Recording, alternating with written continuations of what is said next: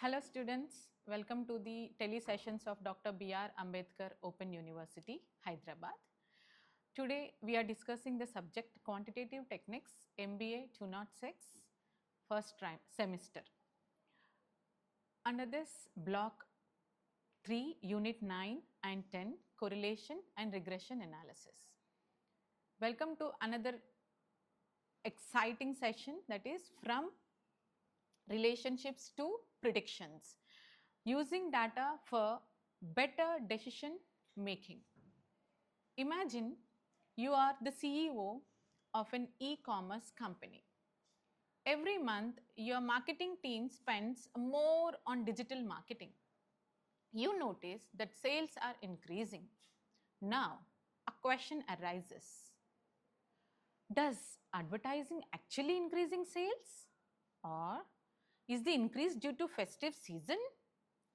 Or can you predict next month's sales if you increase advertisement by 10 lakhs? These questions are answered by correlation and regression analysis. Today's businesses no longer depend on intuition. Organizations like Amazon, Deloitte, Reliance Retail, Flipkart, Tata Motors, Swiggy and Google use these techniques every day to understand customer behavior, forecast demand, optimize pricing, predict revenue and improve decision making.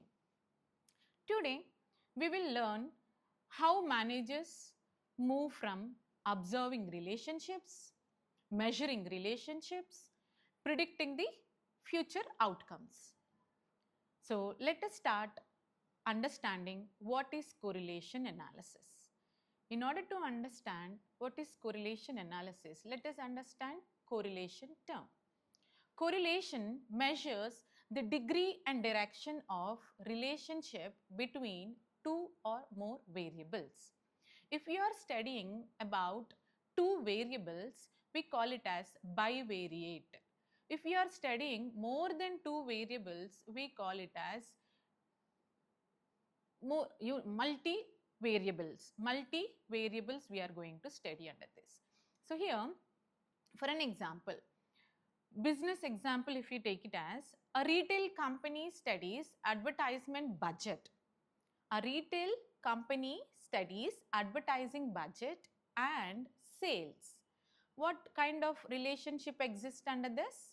Advertising budget and sales. It is a positively related.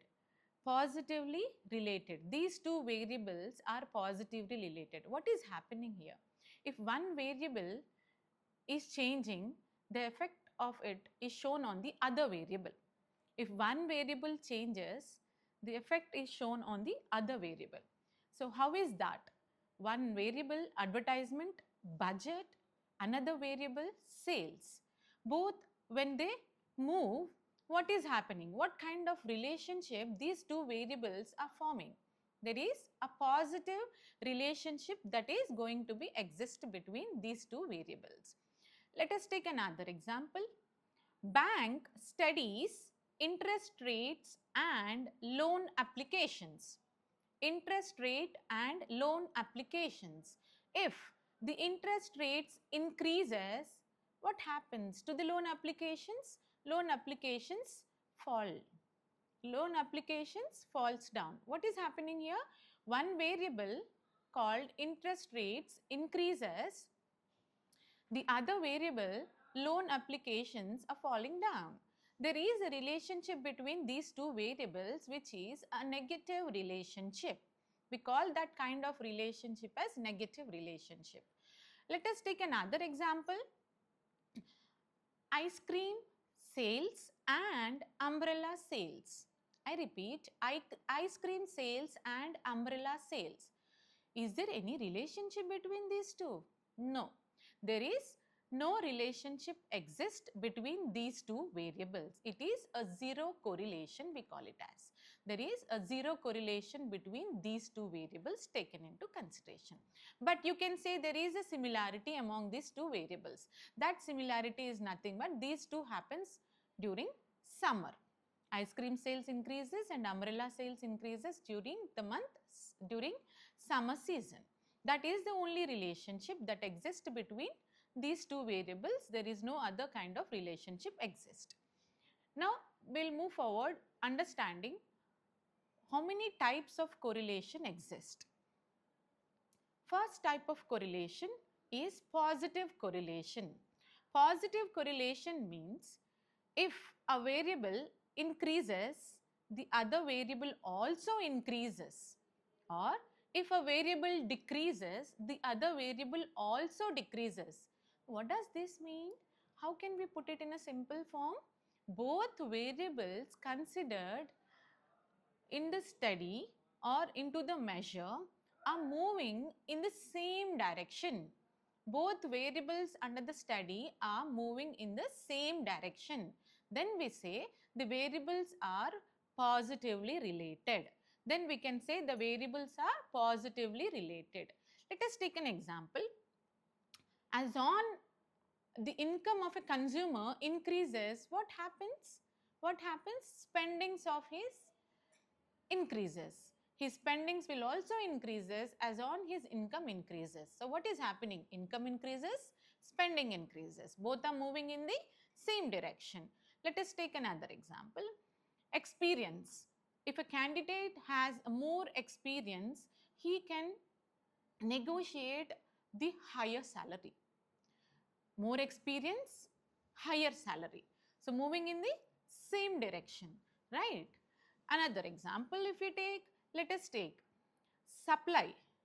Supplier is supplying a material to a particular company. So as on the supply price increases, supplier will tend to supply more of his material to the company. As on the price of a material comes down, he stops himself, his supply also comes down. What is happening? If price increases, supply also increasing. If price decreasing, supply is also decreasing. Both variables are moving at a time in a same direction. We call it as a positive correlation exists between the variables. Okay. Next example, next type of correlation is negative correlation. Negative correlation is that where variables under the study moves in the opposite direction. Variables under the study moves in opposite direction. Like if a variable increases, the other variable decreases. Or if a variable decreases, the other variable increases. For an example, let us take if the price of a product increases, what happens to the demand of that product? Yes? If the price of a product increases, obviously demand will fall down. What is happening here? One is increasing, other is decreasing. So how are they moving? They are moving in an opposite direction. One increases, the other decreases. So we do have some other examples under this. Interest rate increases, home loans decreases. Interest rate increases, home loan decreases. Employee stress increases, job satisfaction decreases. If an employee stress increases, job satisfaction will be decreasing. The type of correlation is zero correlation. As we earlier understood that zero correlation is nothing but no relationship exists between the variables. What are the examples we have seen? Ice cream sales and the umbrella sales. We can take another example such as shoe size of an customer and his intelligence. Shoe size of a customer and his intelligence. These two variables, do you think they have any kind of relationship between them? No. There is no relationship exist between the variable shoe size and the intelligence level of a customer. So that is no correlation. Next type of correlation is perfect correlation. Perfect correlation means when the correlation value is perfectly +1 or -1. It is +1 or -1, then we say it is a perfect correlation. If the value correlation coefficient is actually denoted by letter R. Correlation coefficient is denoted by letter R. If R is equal to +1, it is perfect positive correlation. If R is -1, it is perfect negative correlation. Okay. So, let us understand further. Next concept, methods of measuring correlation. Methods of measuring correlation. Managers uses several techniques. Managers uses several techniques. The major methods includes 4. 1. Scatter diagram. 2. Karl-Pearson correlation coefficient. 3. Spearman's rank correlation. 4. Concurrent deviation method. Concurrent deviation method. Now let us understand the first method, which is scatter diagram. Scatter diagram is a method where you are plotting both the variables on a graph and you are understanding or observing how these variables are moving, which direction the variables are moving. If both the variables move in a upward direction, we call it as a positive correlation. If both variables move upward, it is a positive correlation. If the curve is a downward slope, we call it as a negative correlation. We call it as a negative correlation. If the points are scattered randomly on the graph, if both the variable points are scattered randomly on the graph, we call it as no correlation at all. Okay, so by visually looking at the graph, you are trying to understand what kind of relationship exists between the variables. Plotting those variable points on the graph, you will understand or observe with what kind of relationship exists between the variables. The second type or second method of correlation is Karl-Pearson correlation coefficient. This is the most popular method represented by R, as I told you. The range is between -1 to +1. Your R value should be between -1 to +1. It could be -1 sometimes, or maybe -0.76, or sometimes 0, or 0.7, or is equal to 1. So, that is how your Karl-Pearson R value will lie. So, let us understand, if R value is +1, it is perfect positive correlation. If R value is 0.8, it is strong positive. Okay, if R value is 0.5, it is moderately positive correlation. If R is 0, no correlation at all. If R is -0.5, it is moderately negative. If R is -0.8, it is strongly negative. If R is -1, then we say it has negative relationship among the variables. Now, let us take an example. Suppose advertising and sales have an R value as 0.92. What does that mean? If advertisement and sales have 0.92 as the correlation value, it means it has very strong relationship between these two variables. Again, you can even say it as increasing advertising is generally leading to increase in the sales. Increasing the advertising generally leads to increasing the sales. That is how you are going to understand, based on the R value, what kind of relationship exists between the given variables.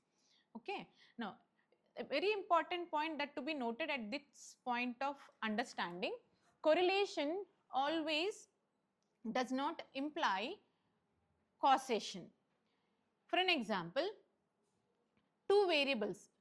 Just because two variables move in a together does not mean they do have some kind of relationship between them. As we have already understood, taking some example like ice cream sales and drowning cases, they are moving together. That doesn't mean there is a positive relationship between them, right? So we understood because there is a similarity between these two variables is summer season. That's it. This is causation. There is no correlation among these variables. Managers should always avoid confusing correlation with causation. Now, let us go understand the next concept, probable error of correlation. Probable error of correlation is used to understand, to know whether this correlation, what you have observed, is reliable or not. Whatever your R value you got through your analysis, whether it is reliable or not, you are going to understand with the help of probable error of correlation. If there is a small probable error of correlation, it means that particular result, what you are saying, it is more reliable. Okay, if there is a large probable error, it is less reliable. That is what probable error we call it as. Moving forward, standard error. Let us understand what is standard error. Standard error will let us know how much fluctuation exists between the variables.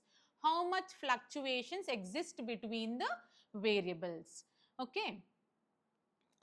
Smaller standard error, higher precision. Larger standard error, low, very less confidence you will be having. Okay. So today softwares like SPSS, Python, Power BI, Excel, these all calculates the standard error automatically. Managers mainly interpret this result. Okay. Our next concept to understand further is coefficient of determination. Coefficient of determination is represented by R square.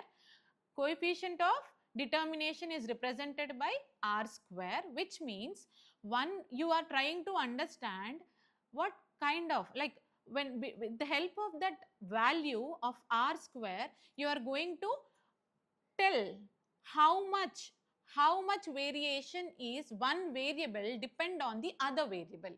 You are going to tell your audience in your results how much one variable is going to have a variation, how much variation in one variable is explained by the other variable. If correlation is 0.80, R square will be 64%. R square will be 64%. This means 64% of variation in sales is explained by advertising. I repeat, 64% of variation in sales is explained by the advertising. Remaining percentage will depend upon competition, pricing, season, customer preference, so on.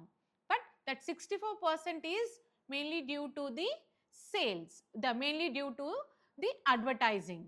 That is the reason your sales have been moving according to the advertising. Okay. Now, our next method of measuring correlation is Spearman's rank correlation. Spearman's rank correlation will be mostly used for qualitative data. Unlike Carl Pearson correlation method, Spearman's correlation, rank correlation will take into account quantitative data like kindness, customer ranks, service quality, okay, experience, brand preferences, recruiters rank, employee performance, judges ranking the participants in a particular competition. So these all are qualitative data. So these kind of data will be taken under the Spearman's rank correlation. Okay. Then let us move forward with the next concept or the next method under correlation methods is concurrent deviation method. Concurrent deviation method, it is useful when exact numericals are not available. Concurrent deviation method is useful when exact numericals values are not available. It only talks about the direction, increasing, decreasing or no change, increasing, decreasing or no change. Basically this particular method you can use in stock market, economic indicators, agriculture production or commodity prices. Okay. Now concurrent deviation is measures the relationship based on only on the movement of the variables, based on the movement in which direction they are moving, increasing positive, decreasing negative, no change. If they have similar, there is no change. Based on that, you are trying to measure the relationship between the variables. Okay, so far we understood how what kind of relationship exists between the variables. But what if manager wants to know more than this, like can he predict something based on this information, is a question mark.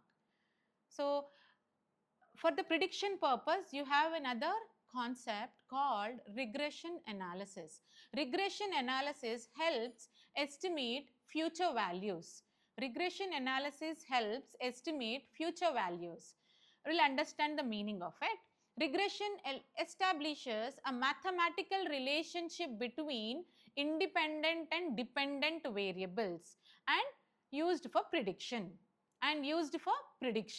With the known value, you are going to predict the unknown value.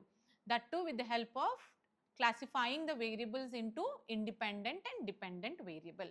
Our example, we have taken advertisement and sales earlier for understanding correlation, right? So under this, what could be independent and what is dependent variable? Independent variable is advertising. Only when you talk about these two variables, advertising will become your independent variable. Sales is dependent on the advertising. So sales will become the dependent variable. So that's how the variables under the study, you are classifying them into independent and dependent variable. And with the help of these two, regression will help us to move forward and predict the future value also. Okay. Then there are some, like it can be applied on the areas like sales forecasting, demand forecasting, credit risk, HR analytics, customer lifetime value, supply chain planning, and even fraud detections. There are different types of regression. The two types of regression, one simple regression, another multiple regression. Simple regression means you will be having only one independent variable. Like in the earlier case, example case, advertising, one independent, sales, a dependent variable.